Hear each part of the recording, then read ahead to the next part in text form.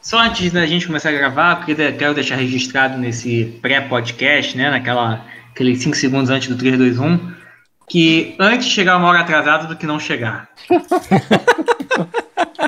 Pô, não me deixa nem fazer piada antes de falar. Então, 3. Todo mundo mudo, vai. Antes de eu falar 3, né? Pelo menos a Mayara não vai entrar agora do nada de sopetão, que nem semana passada. Tá bom. 3, 2, 1.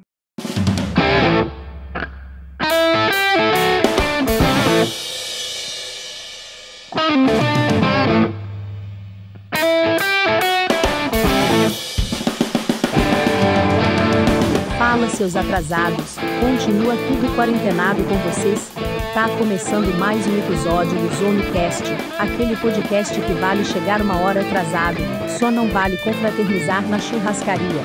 Então, chega mais que, toma um molotov dodô, vem sambando Rafiki, vai pro palanque matoca, e coloca o tapete vermelho, que a estrelinha veio. Bom dia, boa tarde, boa noite. Pra você que tá chegando agora, meu nome é Felipe Clemente e está começando mais um episódio desse já consagrado podcast do Tailgate Zone, o ZoneCast. Ao meu lado, fala Dudu, meu querido, como vai? Fala, meus queridos, tudo bem? Antes de mais nada, desculpe pela voz estranha, mas eu estou com um princípio de enxaqueca, então eu tentarei falar de uma forma mais clara possível. E como sempre, iniciando nosso tradicional jabá, nos sigam nas nossas redes sociais, Facebook, Instagram e Twitter. O Twitter é um pouquinho diferente, TailgateZone_BR. Além disso, você nos vê e nos ouve no nosso já queridíssimo YouTube. E também nós temos esse podcast nas principais plataformas. Nos sigam. É isso aí, belo jabá. Então, agora, direto para o Rio de Janeiro. Boa tarde, Rafiki, meu palestrinha querido, como vai? Oba, meu povo. Preocupado com a burrice coletiva mundial. Sucinto? Não deu tempo nem de tomar um gole de cerveja? Então, agora, indo para Barbacena, aquela grande cidade brasileira. Boa tarde, Matoca. Como vai você e como vai Barbacena? Boa tarde, pessoal. Barbacena continua pacata, sem muita coisa, tirando que, aparentemente, o pessoal não vive mais numa pandemia e eu estou num universo paralelo em que só existe pandemia na minha casa e não nessa cidade inteira. Mas no mais é isso. Mas aí é uma pergunta que eu vou até fazer pro nosso próximo aqui integrante desse podcast, né? Existe pandemia ainda, Starlight? Boa tarde, Henriqueta. Bem-vindo de volta ao Brasil e bem-vindo de volta a esse podcast, apesar de você ter ficado muito tempo ausente. Muito obrigado, é uma honra extrema estar aqui com vocês. Obrigado por perdoar a minha falha imperdoável da semana passada, chefinho. E eu te perdoo por chegar uma hora atrasado. Acabei. Nossa. Existe pandemia. Não respondi. Existe pandemia. Dizem que existe, né? Porque aqui por Niterói também não tá com muita cara de pandemia, não. Ô, Dodô, o cara fica todo esse tempo fora, esquece as perguntas. Como que a gente faz? O problema é que ele consegue contornar as pessoas com a carinha de Teddy Bear dele. Olha. Ô, Rafiki, ajuda nós aí, porque pelo menos você não cai nesses relapsos de carinha Teddy Bear dele, né? Eu não tenho nenhum problema. A gente esculacha mesmo e diz o seguinte: onde é essa pandemia aí, onde todo mundo pode ir pra churrascaria e comer sem máscara na frente do outro? Mas a carne não tem Covid, é com distanciamento social, pô. Covid, o garçom pode ter, o seu amiguinho que tá na sua frente comendo pode ter, ele também tá sem máscara, porque ele também tá comendo igual a você. Tudo bem. O cara veio do Canadá, um lugar onde não tem pandemia, e esquece que não tem chegando no Brasil. Paulinha, solta a vinheta, vai, porque senão a gente vai ficar esculachando o Henriqueta mesmo, nosso querido Starlight.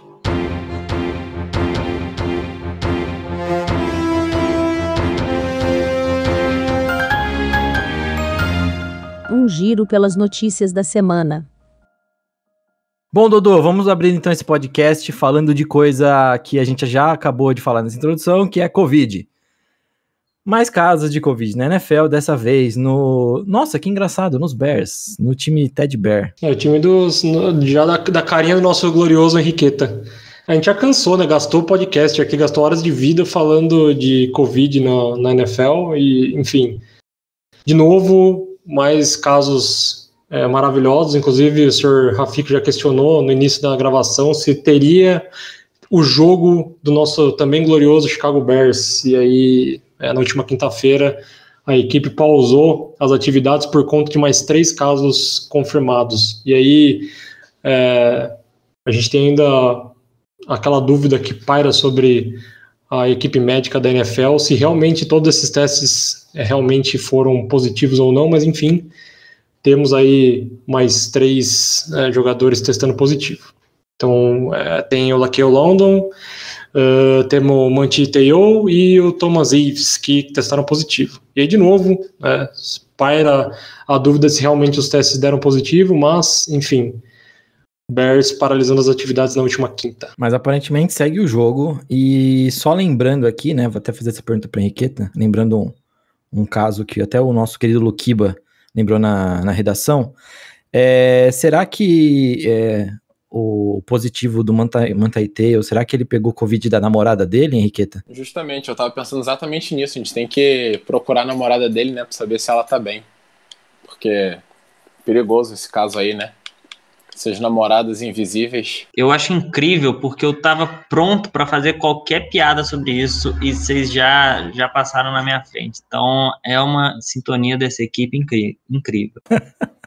Ô Matoca, faz o favor, então explica pra nós a história da namorada dele, só pra não ficar no vácuo pra quem não conhece. Pra quem não conhece, o Manti Te'o, ele foi ele é, né, um linebacker, e ele jogou em Notre Dame. E em Notre Dame, no último ano dele, em 2013, mais ou menos, ele ganhou o prêmio de melhor defensor, chegou perto, tipo assim, um dos defensores que mais chegou perto recentemente de ganhar o Heisman. E só que na época, tipo assim, entre a final do college, que foi entre Alabama e Notre Dame, e entre o draft, descobriram que ele tinha, tipo assim, ele tinha mentido a história da namorada dele, que ele contou que ele tinha uma namorada no Havaí, que ele é do Havaí, e que ela tinha morrido, acho que de leucemia, alguma coisa dessa, e na verdade ele só usou isso daí pra, tipo assim, inflamar o time, só que ela, na verdade, nunca existiu, e essa é a história. Ele alega que foi catfish, né, que é quando a pessoa... Era um namoro online, né? Então a pessoa enganou ele, né? Alguém enganou ele num site de relacionamento, qualquer coisa assim, e levou ele a acreditar que era a namorada dele, depois sumiu, alguém, sabe como, falou pra ele que ela morreu, etc. Então, essa é a explicação dele. De um jeito ou de outro, é importante a gente saber se foi ela que passou o Covid pra ele, né? Pra fazer esse rastreamento aí de, né?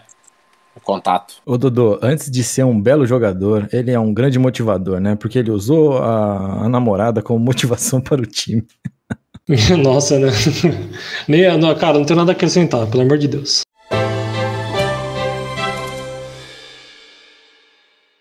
Bom, Rafik, fora o caso de Covid nos Bears, a gente tem um assunto mais bizarro de Covid, né? A gente falou bastante no 2 Minute Warning Beer sobre os jogos da semana passada, que teve até jogo na terça e por aí vai.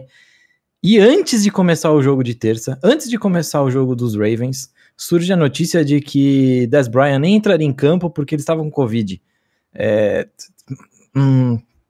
Eu não sei o que falar não, cara. Eu também não, mas vamos lá. Eu vou repisar o que eu falo aqui há sei lá quantas semanas. A NFL tá pedindo para ter o seu próprio Valência versus Atalanta. Vamos lá, gente. Para começar, o jogo era numa terça-feira. Para a NFL jogar na terça-feira, alguma coisa errada já tinha acontecido. E a coisa errada era justamente um surto de Covid no próprio Ravens na semana anterior, que já tinha forçado o jogo do Ravens a ser numa quarta-feira, não é nem numa terça, é numa quarta-feira contra os Steelers. Vocês devem lembrar desse jogo. E aí, por causa do jogo na quarta, o jogo do Ravens foi passado para terça-feira da semana seguinte. O Ravens, já com toda essa história, vem a campo para fazer seu aquecimento. Uma hora de jogo normal. Todo time faz isso, né? Os jogadores vão. No aquecimento, você interage com vários outros jogadores, você interage com comissão técnica, você abraça, você, em alguns casos, até beija. Você tem interações bem próximas. Ok.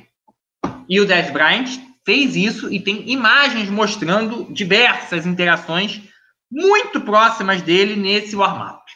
Ok. Faltando meia hora para o jogo, vem o teste vem o resultado do teste do Dez Bryant. Inconclusivo. A NFL liga, tira o Dez Bryant do time. Todo mundo se perguntou o seguinte: porra, pega aí, ele acabou de ter contato com uma pancada de pessoas, é só tirar o Dez Bryant? E a NFL falou: é só tirar o Dez Bryant.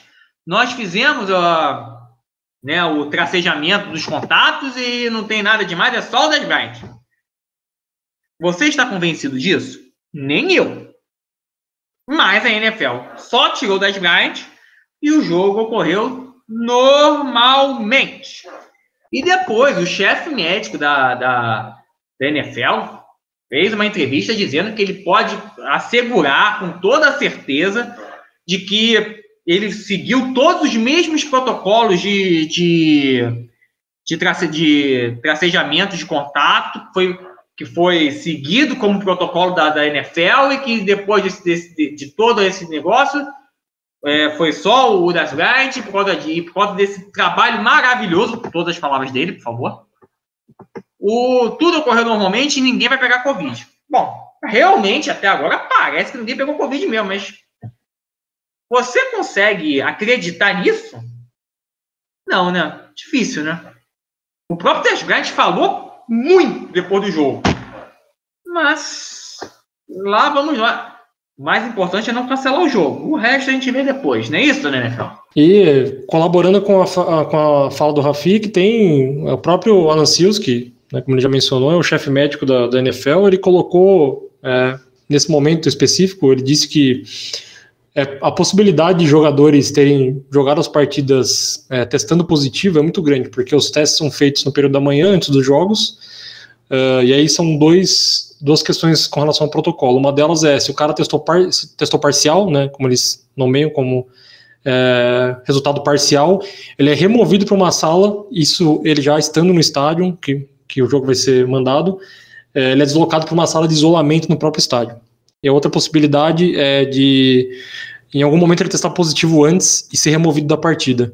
Então, tem essa maluquice do Alan Sills que ele continua pregando que o controle da NFL é espetacular e que isso não poderia acontecer, mas ele próprio já confirmou que a possibilidade de jogadores estarem na partida infectados é possível.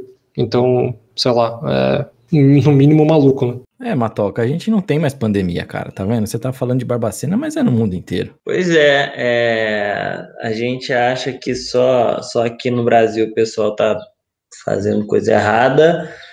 A NFL é igual o Rafik falou, tá doido pra dar algum BO que pode colocar em risco a temporada inteira, né?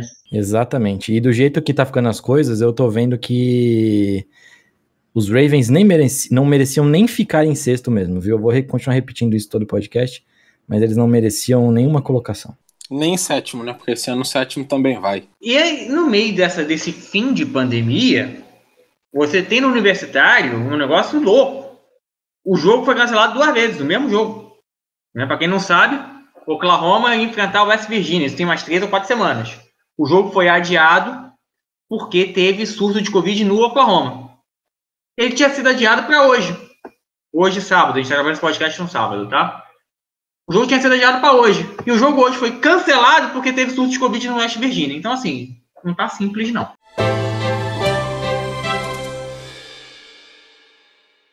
Bom, então agora, saindo de coisa ruim, vamos para coisa pior ainda. Claro, vamos para coisa pior ainda, que foi o top 50 que a ESPN meteu essa semana na NBA. Bom, o top 1 ali eu concordo. O problema é o resto, são os outros 49, né, Dodô? Não, até o top 1 é o único é o top 1. Cara, o Kobe em nono eu achei bem estranho. E outra, assim, a gente já rolou uma discussão bacana ali no grupo da redação. O Fernandão ficou maluco ali com toda a galera que foi elencada entre os 50. Enfim, tem muita gente que questionável na posição onde eles estão, muita gente questionável que entrou, E eu só queria colocar o Kobe em nono depois do Tim Duncan. Bom, aí eu vou entrar porque eu sou fanboy de Tim Duncan, eu tenho que defender e passar pano pro Tim Duncan sempre que possível.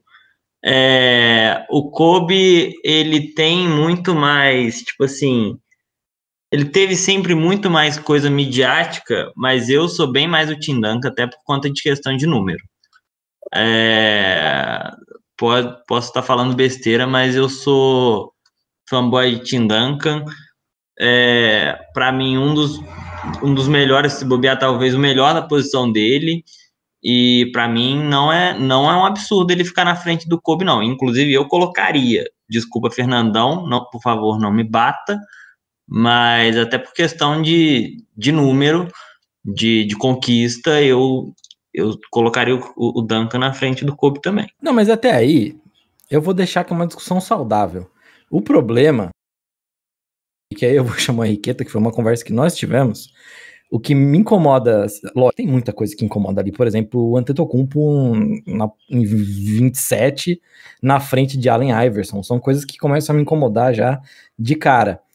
Mas teve uma coisa que a gente levantou que foi assim, o Anthony Davis já tá na posição 45, aí eu falei sim, e ele não só está na 45, como ele está na 45 num lugar totalmente estranho, porque ele está atrás de Russell Westbrook e na frente de Red Miller, né, Henriqueta? Também é bem estranho, né? Pois essa discussão do top 10, ela até é saudável, como você disse, é interessante. A gente pode debater aqui por horas entre Duncan, Shaq e Kobe, que são do 8 ao 10 aí, como fica. Agora, é o que você falou, né? O Westbrook 42, o Anthony Davis 45, o James Harden, número 32... O James Harden não tá nem na frente do Westbrook, que não devia estar ali. Tem mais, que o Antetokounmpo 27 é palhaçada, né? Pelo amor de Deus. Isso aí pode ser a estimativa do que ele vai ser quando terminar a carreira, não do que ele é agora. E Stephen Curry como 13º e Kevin Durant como 14º também, sei lá, achei... Quem fez essa lista é adolescente que só assiste a NFL...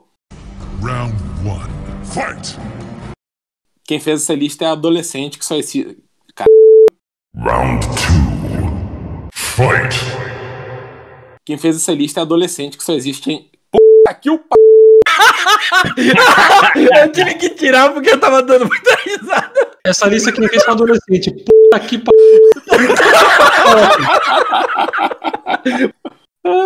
Finish him! Quem fez essa lista foi um adolescente que só assiste a NBA atual, né? Pelo amor de Deus, ridículo. A gente falou também no caso dos point guards, né? Porque o Stockton é o 28, o Allen Iverson 29 e o Steve Nash 30. Point guard não joga mais na NBA. Porque 3 dos melhores estão lá no fim, tá atrás do Antetokounmpo, atrás do Dwayne Wade, Kawhi Leonard. Tá uma palhaçada essa lista do... Passou do 10, começa a ficar complicado de defender. Idiotas são vocês que discutem a lista. Só porque é engraçado, é divertido. Eles fizeram a lista polêmica com o exato propósito de chamar a atenção e que exatamente vocês estão caindo exatamente no que eles queriam. Parabéns pra vocês. Mas é divertido. Tem graça, é lógico, exatamente. Mas aí uma pergunta que eu queria jogar em cima dessa lista aqui, que me espanta bastante, e eu vou voltar pro Starlight, já que ele ficou muito tempo fora desse podcast, é o seguinte: Jason Kidd na posição 35. O Jason Kidd não devia nem estar nessa lista, cara. Ele devia estar na cadeia mesmo. Pois é, né? Ele não só tá nessa lista, como ele ainda tá na NBA, ao invés da cadeia, que é onde ele devia estar. O cara que tem acusação de estupro, de violência doméstica, né? Violência contra a esposa dele, da época, ex-esposa. Além de coisas que faz parte, sim, que as pessoas são sujeitas a isso, né? Como alcoolismo, drogas, apostas. Mas, sim, são coisas que a gente sabe que, né, muita gente sofre, só que violência doméstica e estupro é algo que não dá para passar pano, né? E a NBA tá passando esse pano aí, deve estar limpinho lá, porque as acusações da esposa dele são de 2007, então são 13 anos passando o pano aí para limpar. Haja pano. Jason Kidd, Kuka, Tyreek Hill, exemplos não faltam em vários esportes de diferentes modalidades, de diferentes países. Talvez, bem talvez a Europa seja um pouquinho mais avançada nisso. Só talvez.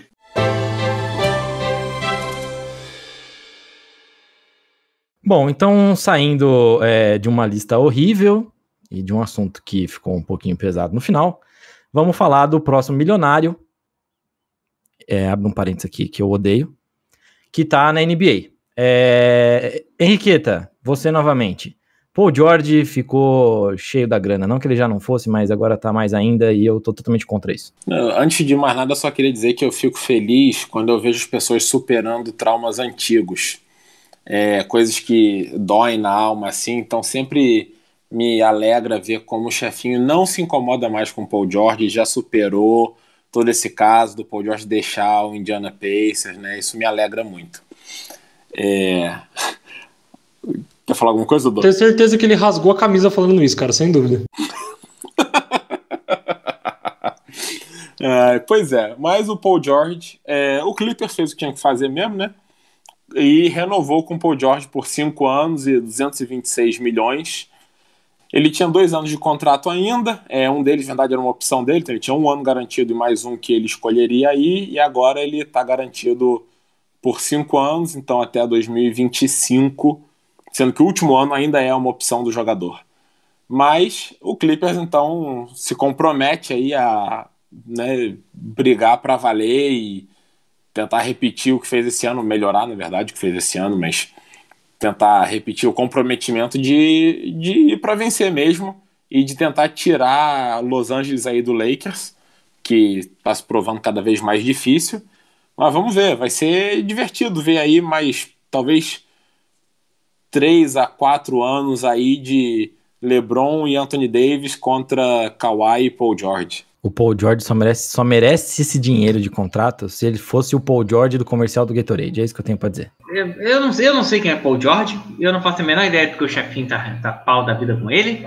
Eu só sei que eu cometi a heresia de entrar numa liga de fantasy NBA e draftei o Paul George. Eu espero que ele jogue pra caramba. Só isso. Ah, meu Deus, eu quero ver você ganhar do chefinho com o Paul George no seu time. Mas primeiro eu tenho que ganhar de você, porque de novo, pela terceira vez no ano, na minha terceira liga, você é meu adversário da primeira semana. Eu não tinha visto isso.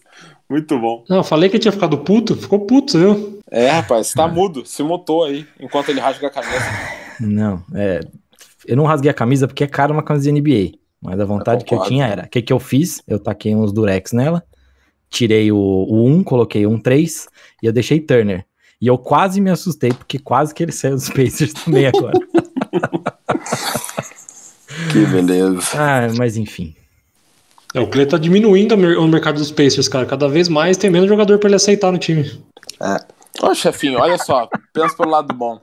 Você podia ter uma camisa pior do que essa. Você podia ter comprado uma camisa do Washington Football Team, antes dele ter sido mudado de nome, né? Ou seja, com o nome antigo dele, e ela ser do Darius Guice. Então, assim, podia ser sempre pior, sabe?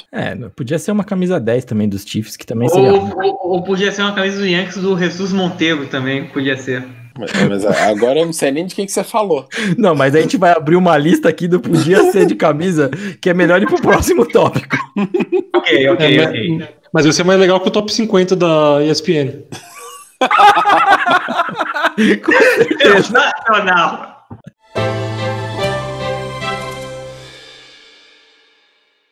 Bom, Matoca, seguindo então na NBA, nossa, eu tô com uma pronúncia maravilhosa hoje.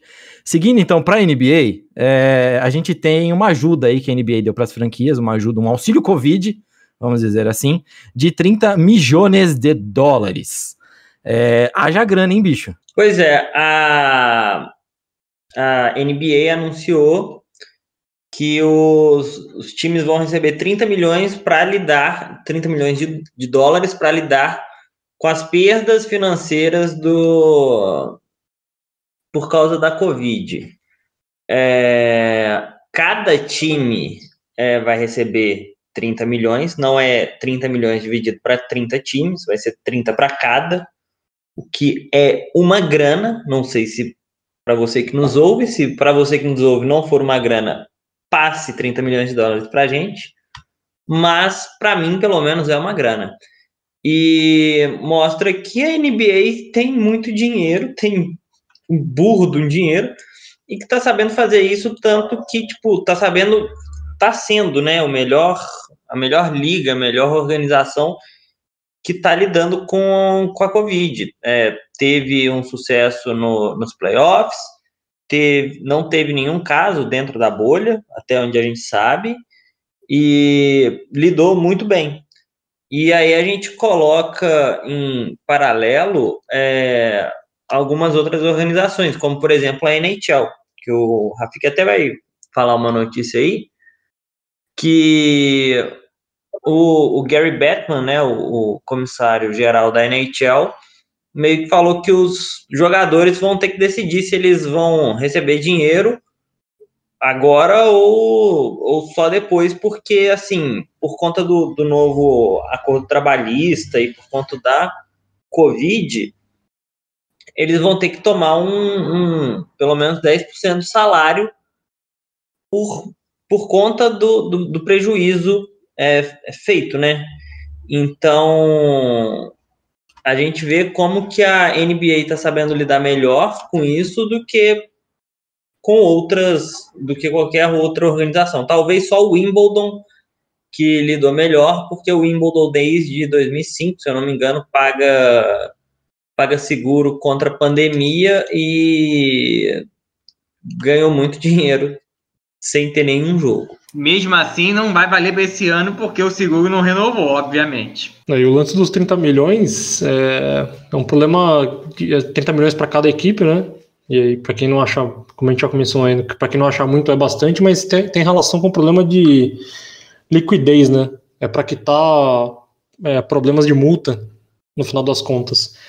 Porque aí, pasmem, né? Acho que a redução foi de 10%, né? Em torno de 10% que a Liga teve de lucro. E aí foi em torno de... devolvido principalmente aos torcedores, 800 milhões de dólares, né? Da galera que comprou jogos futuros e não vai poder ir. Não foi nos jogos que também foram cancelados.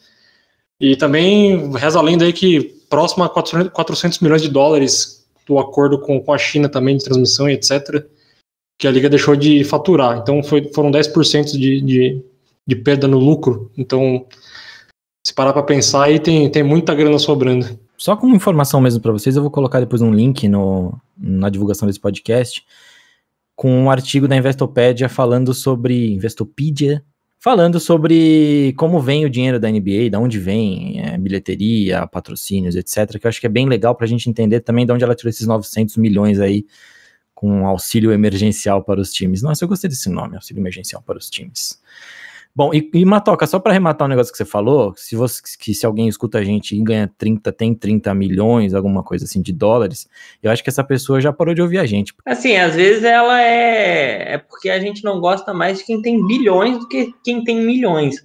Mas às vezes se a pessoa tem 30 milhões, a gente gosta dela se ela patrocinar a gente, então tudo bem. E o Matheus é muito bom nisso, né, cara? Puta, acho que ele é o mais político de todos nós, mas enfim. Afinal de contas, o cara fez relações exteriores. Se ele não fosse político, ele vai ser o quê? Prefeito de Barbacena, já tá escrito. Foi muito bom essa risada meio atarefada aí. 2024, Matheus, prefeito de Barbacena. Maravilhoso.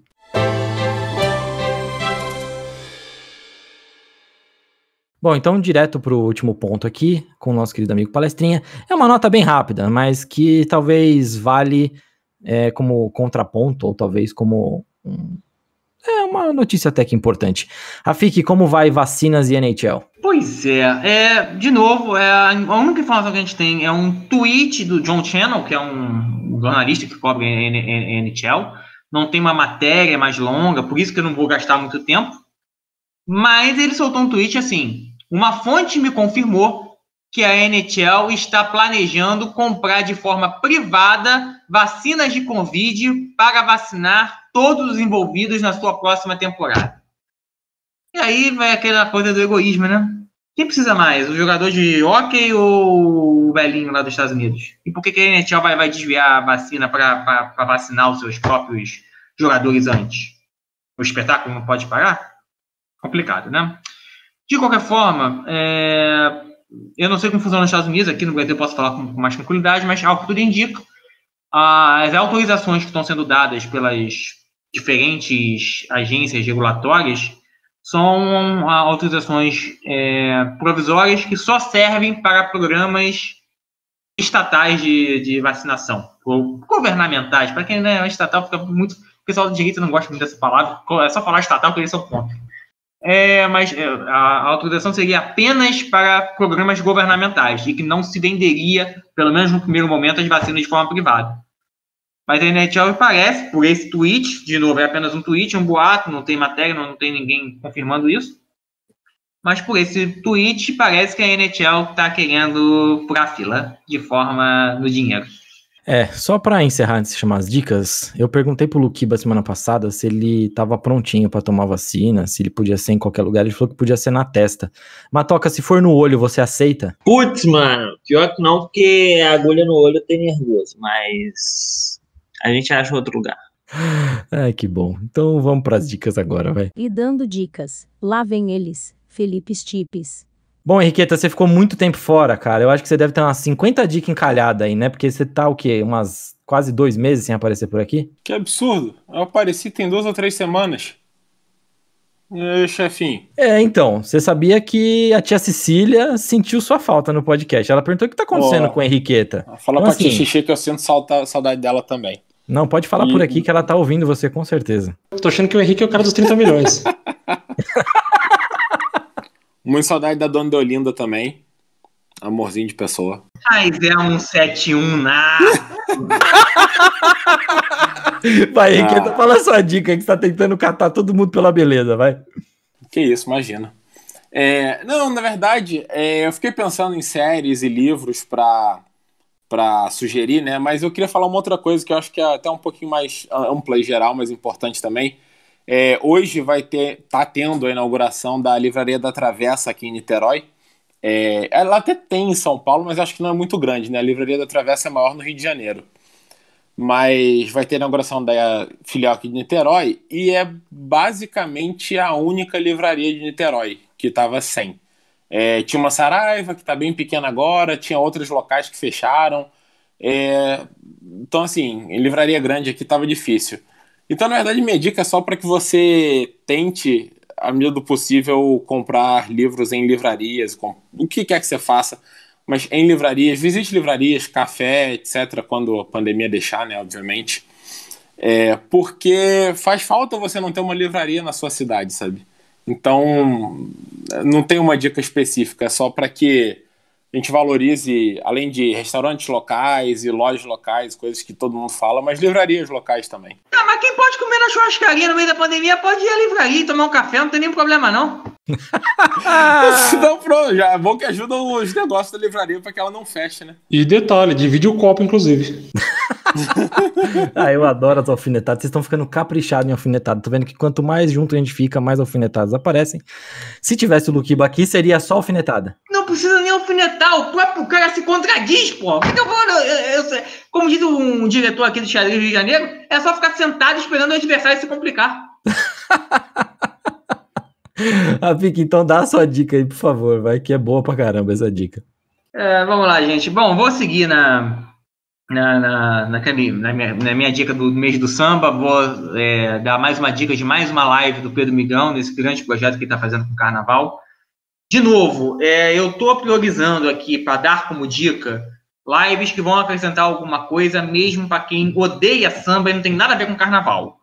Mas se você tem um pouquinho de gosto, ou se você acha que pode gostar, dá uma olhada no canal como um todo, que tem lives maravilhosas com André Diniz, Evandro Bocão.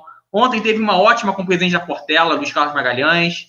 Mas hoje a minha dica específica é a live que o Pedro Migão fez com o presidente do Conselho Regional de Psicologia do Rio de Janeiro, que eu conhecia por questões pessoais, mas eu não sabia que ele era sambista, não conhecia no samba.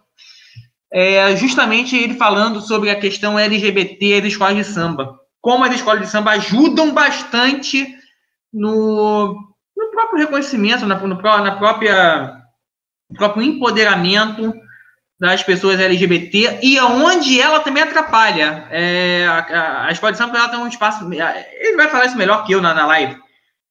meio que tem um espaço muito delimitado. Ó, LGBT pode ir até aqui, é muito bem-vindo, seja bem-vindo, nós vamos oferecer trabalho, mas passou dessa linha aqui, o negócio complica. Ele vai explicar isso muito melhor. A live é fantástica, e mesmo se você odeia samba, mesmo se você odeia carnaval, eu tenho certeza que quando você terminar a live, ela é curta, é uma das mais curtas do canal, tem 1h30, eu acho. Você vai terminar de ver a live e vai entender muito melhor as dificuldades que esse povo LGBT passa no dia a dia de sua vida. Muito bom, Rafik, muito bom mesmo. Volto a repetir o que eu falei na semana passada, as lives do Migão têm sido muito boas, se você não tá vendo ainda, você está perdendo. Bom, agora então vamos com o meu querido amigo Matoca, com a dica dele, que eu tenho certeza que será muito boa. Então, fiquei pensando o que podia ser a minha dica, e a minha dica é o seguinte: se você já ouviu podcast, você com certeza, se você está nos ouvindo, você com certeza já ouviu falar pelo menos no Nerdcast. E é uma das coisas que eu tô mais animado, porque eles sempre fizeram o Nerdcast de RPG. E eles estão com um projeto final, né, do Nerdcast de RPG agora. Se você gosta de RPG, é muito legal, que é o RPG do Chamado de Cthulhu. E assim, vai sair no dia 25 de dezembro. Então a minha dica é: ouça os 3 Nerdcasts anteriores de RPG do Chamado de Cthulhu, porque, assim, eles entregam um negócio muito bom e tem cara de ser muito doido. Tem alguém que ouviu isso e brilhou os olhos aí, né, Dô? Já fala a sua percepção sobre isso e depois manda a sua dica. Eu diria mais, cara. Eu ouço o Nerdcast desde quando os caras nem áudio tinham direito. Eu acho que eu ouvi todos os Nerdcasts de RPG, cara.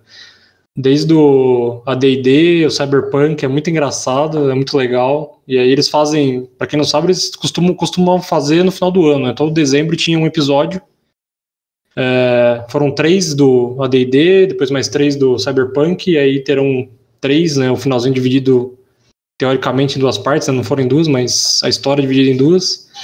E de fato, cara, é bem legal, qualidade ímpar, assim, é um exemplo de podcast a ser seguido, que, enfim, é legal pra caramba, essa dica é maravilhosa. Bom, senhores, a minha dica de hoje é mais por diversão, pelo menos eu me diverti com a série, achei bem interessante. A temática talvez não agrade a todos também, mas ela fala um pouco da história da pirataria, e aí na série se passa mais ou menos no século XVIII, mas existem personagens dessa série, né, figuras históricas que constam nos livros que realmente existiram. Alguns personagens, os principais, eles vêm de um romance, de um livro também muito conhecido, chamado A Ilha do Tesouro, né, também do finalzinho do século XVIII, né, foi escrito pelo escritor escocês o Robert Louis Stevenson. É um livro bem conhecido, já teve diversas adaptações, livros e para TV também, se eu não me engano. Os 2 principais personagens da série, eles foram criados nesse livro. Existe, pelo menos, o vilão, né, que na verdade é um oficial britânico da história. Ele existiu, de fato, né? Ele, na época da pirataria, né, na Idade do Ouro, ele se esforçou bastante para acabar com a pirataria. Aí outros personagens icônicos, né, como Barba Negra, né, o Edward Tate, que reza a lenda que existiu.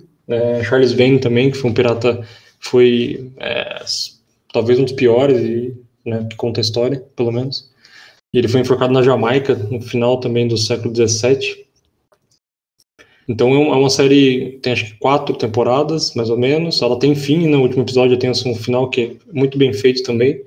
E o legal é que tem a troca de poder o tempo todo, é uma série bem movimentada. O tempo todo as coisas acontecem e você não tem certeza nenhuma do que vai realmente, de fato, ser o final de cada episódio. E, enfim, é bem divertida, acho que vale a pena, e mais para ver uma coisa diferente e desestressar. Então, essa é a minha dica. Assista Black Sails, esse é o nome da série, na Netflix.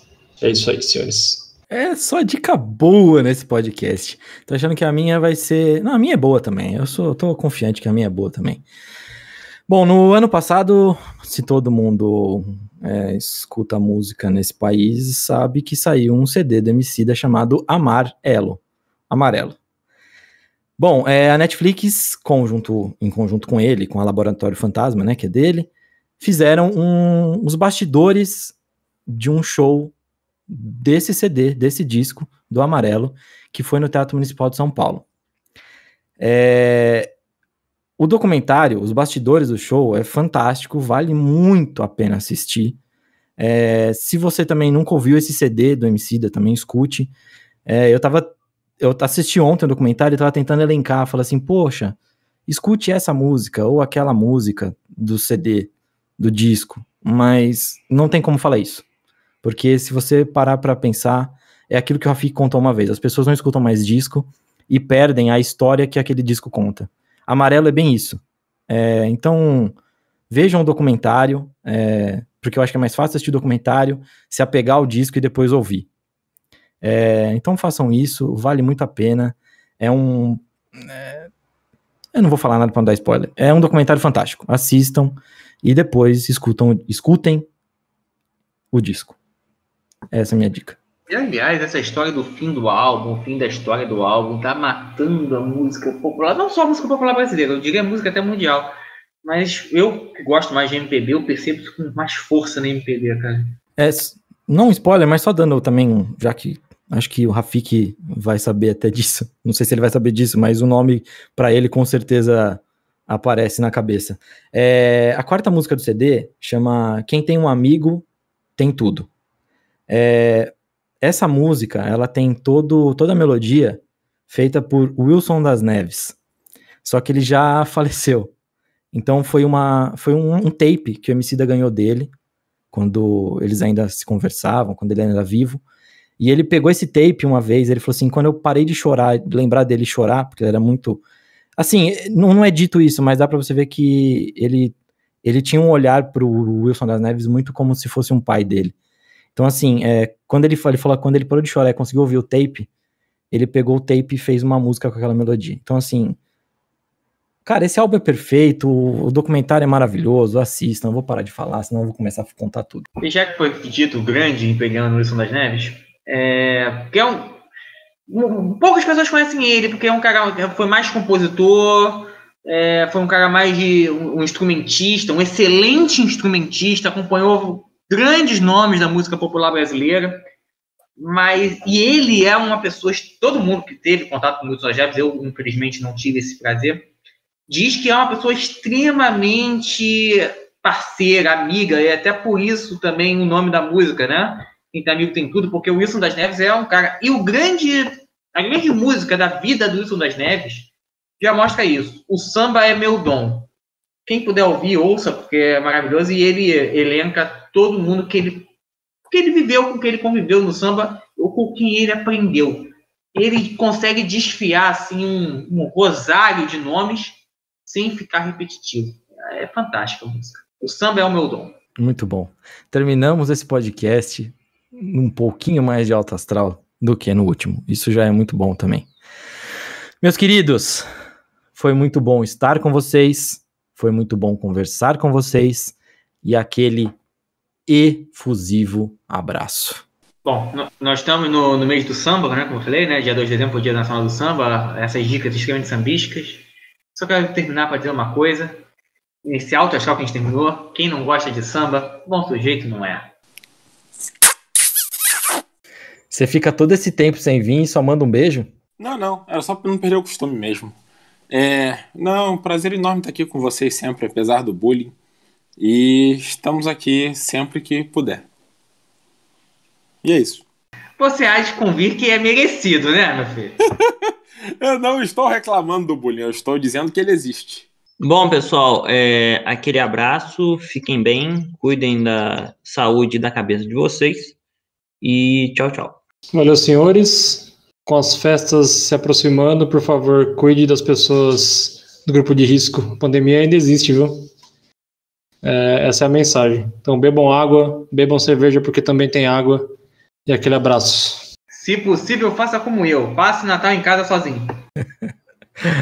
É isso, minha gente. Muito obrigado pela companhia de mais um episódio. Estamos chegando ao final do ano, mas ainda não terminou o podcast. Em breve faremos aquela pausa de costume, mas por enquanto tem ainda. E até semana que vem.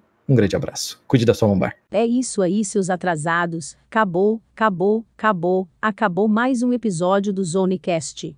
Enfim, a vacinação vai começando pelo mundo, mas por aqui estamos atrasados.